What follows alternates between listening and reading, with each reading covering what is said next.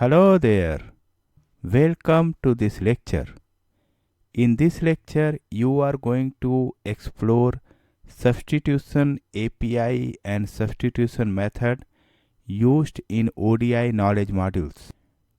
When you open the demo project and expand knowledge module, you will see all the knowledge modules imported in this project. It has reverse engineering knowledge module, load knowledge module, check knowledge module, integration knowledge module, generalizing knowledge module, and service knowledge module folders. And within those folders, it has all the knowledge modules imported. When you create a new project, you have to import the knowledge modules. Double click on integration knowledge module. Let's understand integration knowledge module. That's the name and the type is integration. If you click on integration type, there are three types: control append, incremental update, and slowly changing dimensions. Let's spend some time here and understand what are these three types.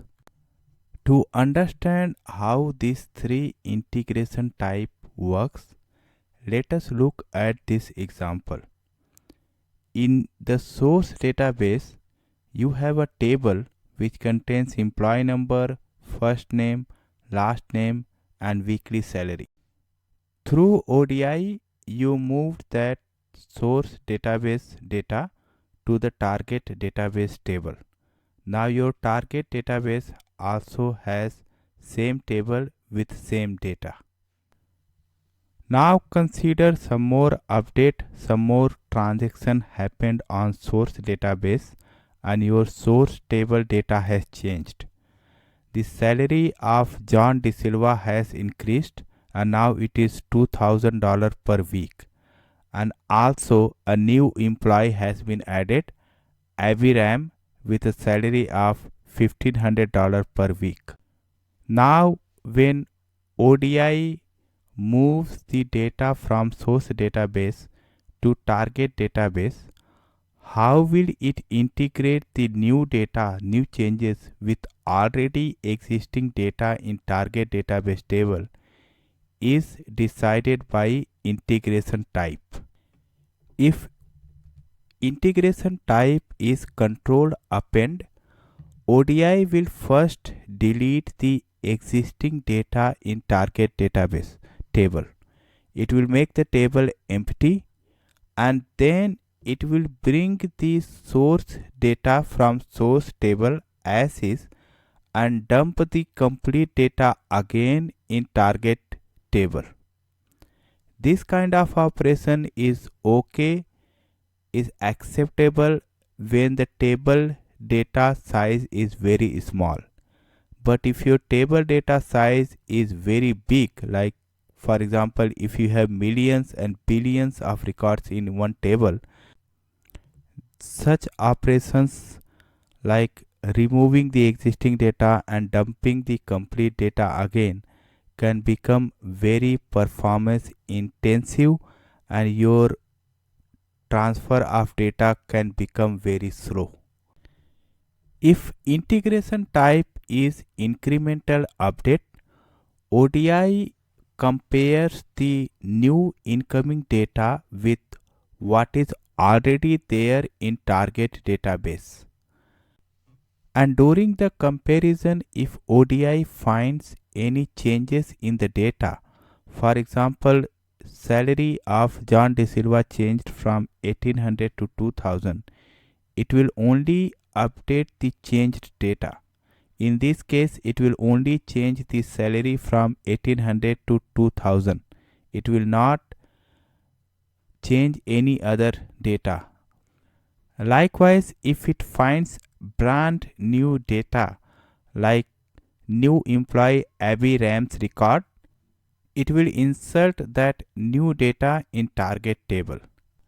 As long as you have a primary key value which identifies each record uniquely, incremental update is the best way to go. Slowly changing dimension is interesting, very interesting integration type. If you use slowly changing dimension, then the target database will not only store the new data, but it will also keep a log of old data. For example, in this case, the old salary of John De Silva in target database was $1,800. When it gets the changed value from source database from $1,800 to $2,000, it changes the week salary value to $2,000, but it also keeps the old salary in one of new column created by slowly changing dimension. Such kind of integration type is required for maintaining very sensitive data. For example, chart of values and balances by chart of values, those kind of information. So that is the detail between three integration type: control append, incremental update, and slowly changing dimension.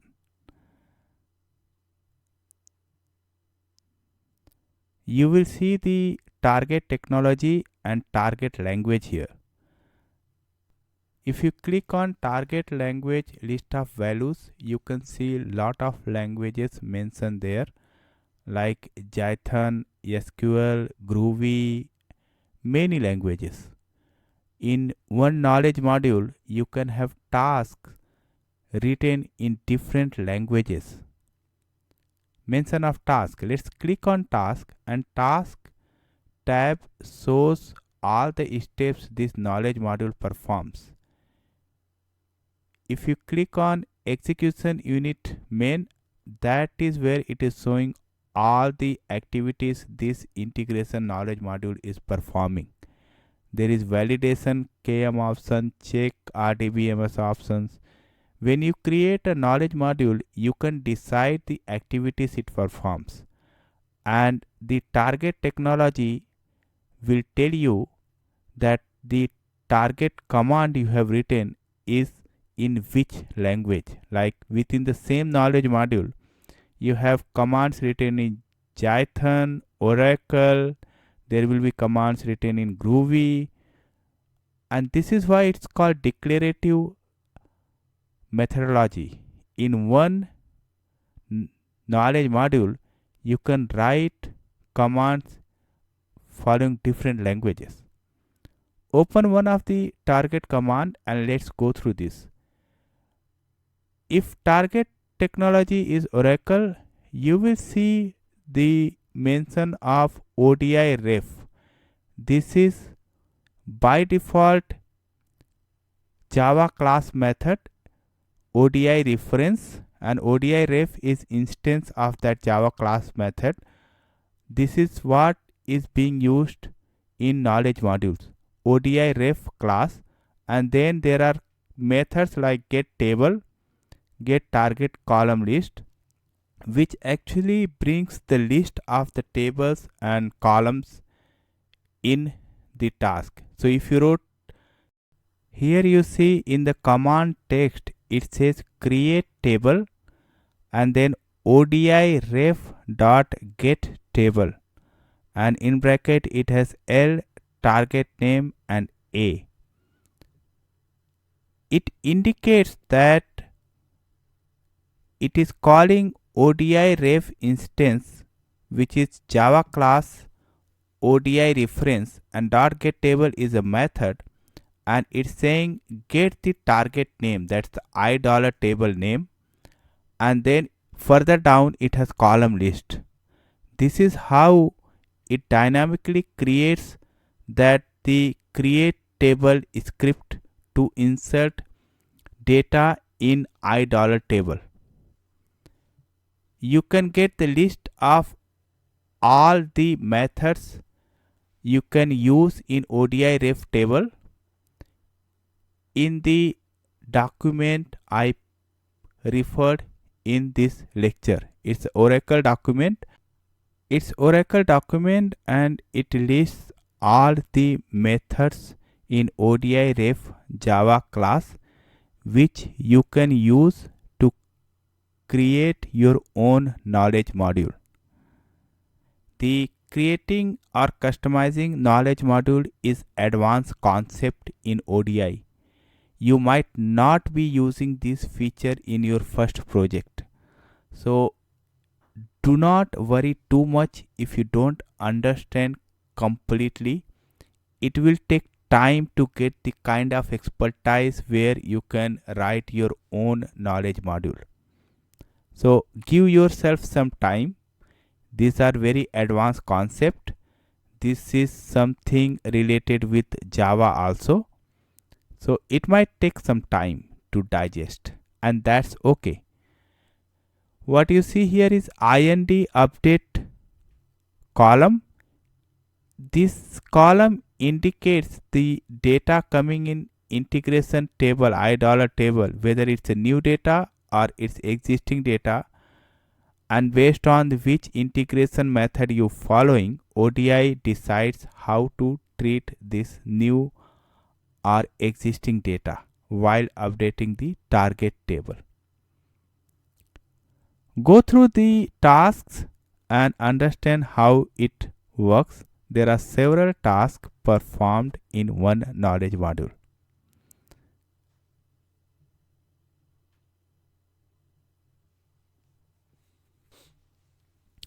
Over here it is drop table command.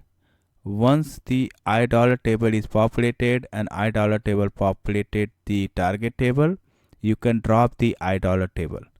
And this is the command for dropping the $, table.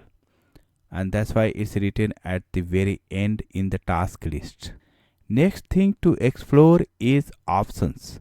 If you click on options, there are several options. Insert, update, commit. And this list of options actually works as a variable in the task. If you pick on any option and go to the task, you can see that option is being used in the task. For example, if you click on this here, it says if ODI ref dot get options and then compatible.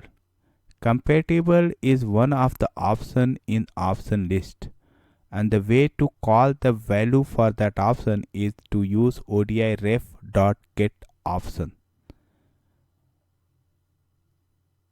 So like this, when you create your own knowledge modules, you can have various options added, and in the task list you can use those option value as variables, so that in the interface, in the mapping, when you refer this knowledge module, you can decide the value for the options.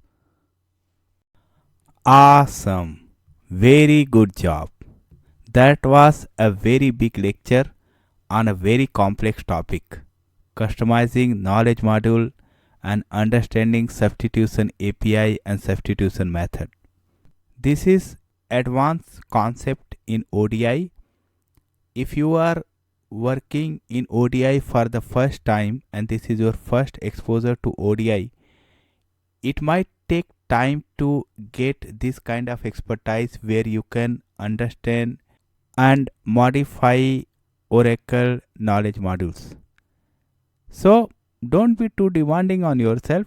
Take it easy and it will come, believe me. Next, you are going to create your own knowledge module. See you in next lecture.